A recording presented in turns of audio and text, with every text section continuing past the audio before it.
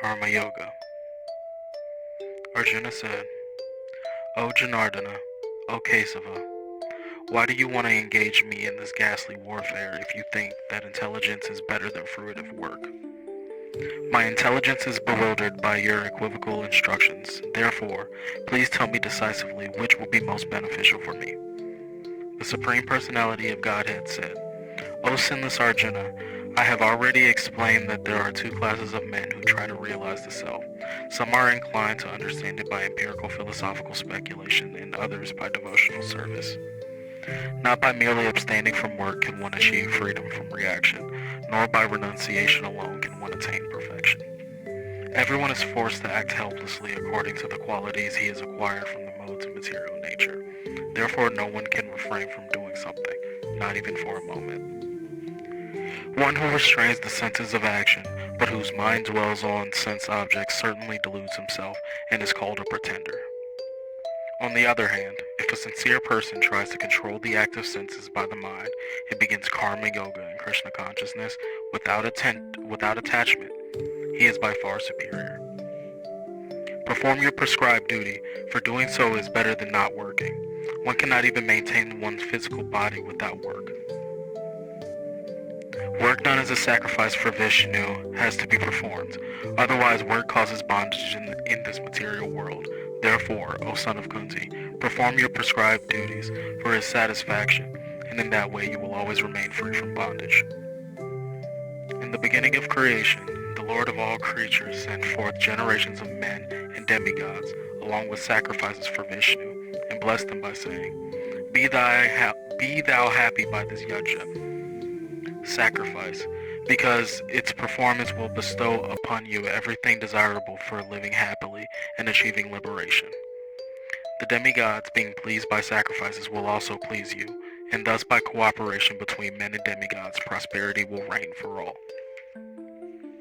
In charge of the various necessities of life, the demigods, being satisfied by the performance of yajna, sacrifice, will supply all necessities to you.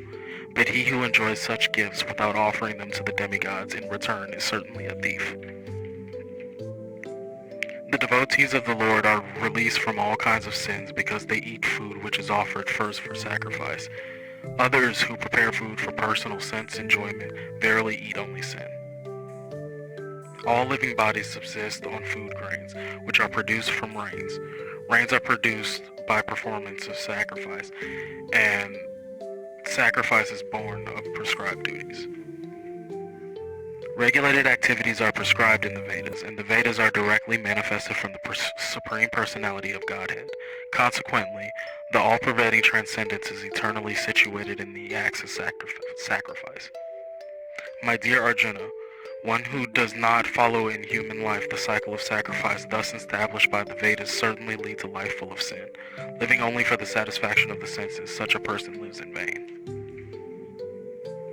But for one who takes pleasure in the self, whose human life is one of self-realization, and who is satisfied in the self only, fully satiated, for him there is no duty.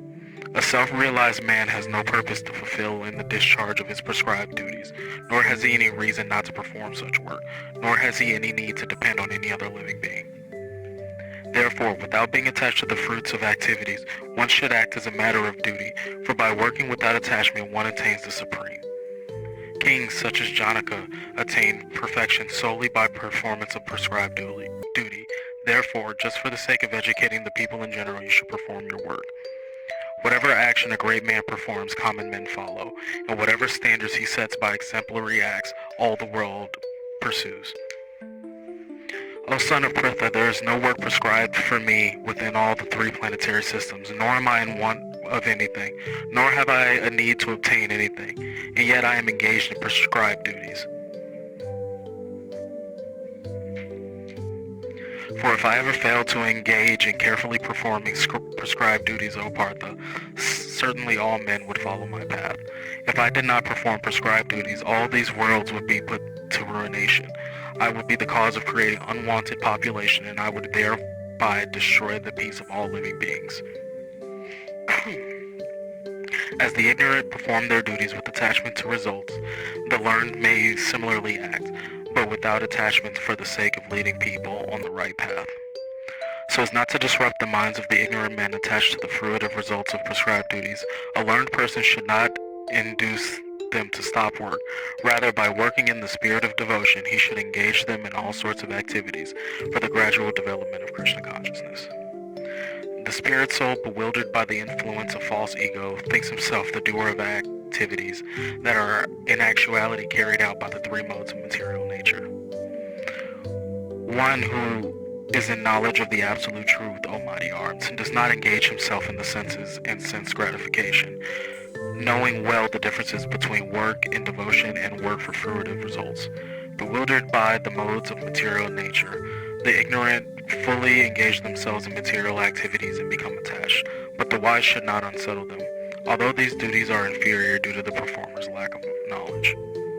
Therefore, O Arjuna, surrendering all your works unto me, with full knowledge of me, without desires for profit, with no claims for proprietorship, and free of lethargy, fight. Those persons who execute their duties according to my injunctions and who follow this teaching faithfully, without envy, become free from the bondage of fruitive actions. But those who out of envy disregard these teachings and do not follow them regularly are to be considered bereft of all knowledge, befooled, and ruined in their endeavors for perfection. Even a man of knowledge acts according to his own nature, for everyone follows the nature he has acquired from the three modes. What can repression accomplish?